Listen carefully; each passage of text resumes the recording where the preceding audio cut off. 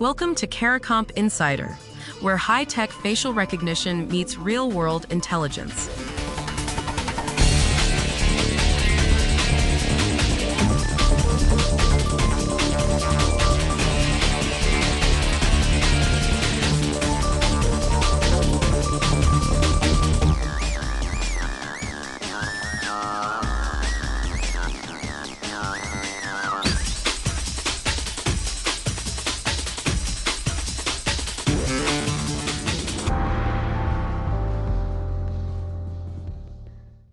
Tasmania just pulled nearly 500,000 driver's license photos out of a national face-matching database.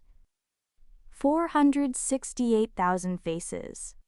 The government said it couldn't guarantee those photos would be safe, so it took them back. Now here's why that should make you sit up. If you've ever stood against a wall at the license office and let someone snap your photo, this story is about you. You thought that picture was for your license. But in a lot of places, that same photo quietly became something else. A searchable entry in a face recognition system. Tasmania's Transport Department said the images went into a national database without people's consent, and before any federal law existed to govern it. So the real question tonight, when did your license photo stop being a license photo? Let's start with what Tasmania actually did. The Deputy Secretary of Transport put it plainly. If the safety of people's facial data can't be guaranteed inside a national database, then those images come out. All of them. And that's rare. This is the first time a government has openly reversed this kind of practice. For years, the unspoken rule with government biometrics has been collect first, ask permission, never. Now look at the United States. According to reporting from the Washington Post, the FBI and ICE have been scanning Americans' driver's license photos since at least 2019. No knock on your door, no form to sign. Consumer Reports found the FBI can reach into a pool of more than 600 million face photos pulled from state, local, and federal records. 600 million. That's more faces than there are people in the country. And there's no comprehensive federal law telling you when you've been searched.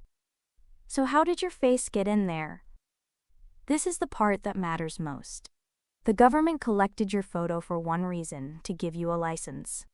Then, with no new vote and no new law, that photo got converted into a biometric template, a face print.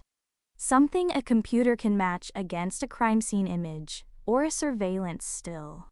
The picture didn't change.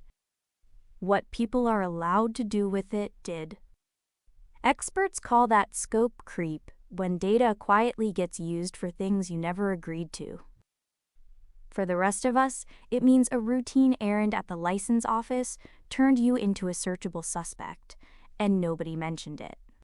In Australia, this runs through something called the Identity Matching Services. Approved organizations can use it to verify a face or identify one. But most citizens never knew they were enrolled. There's a group in the United States called Who Has Your Face? They map out, state by state, which motor vehicle departments hand federal agents access. The fact that a project like that needs to exist tells you how invisible all this has been. But here's the catch that complicates Tasmania's win. Pulling those photos out doesn't erase them everywhere. Other jurisdictions may still hold copies. Allied governments might too. Once your face enters a shared system, walking away is partly symbolic. You can close your own door, but you can't close everyone else's. So let's bring this all the way down. Tasmania removed 500,000 license photos from a face-scanning database because it couldn't promise they'd be safe. In the US, your license photo may already be searchable by federal agents, and no one had to tell you. The picture you took for driving is now identity data, and you never signed up for that. Whether you renew your license every few years or never think about it at all, Your face is already in rooms you've never seen. The full story's in the description if you want the deep dive. Now you know something most people in this industry don't. Use it. And when you're ready to put it to work, caracomp.com. We'll see you tomorrow.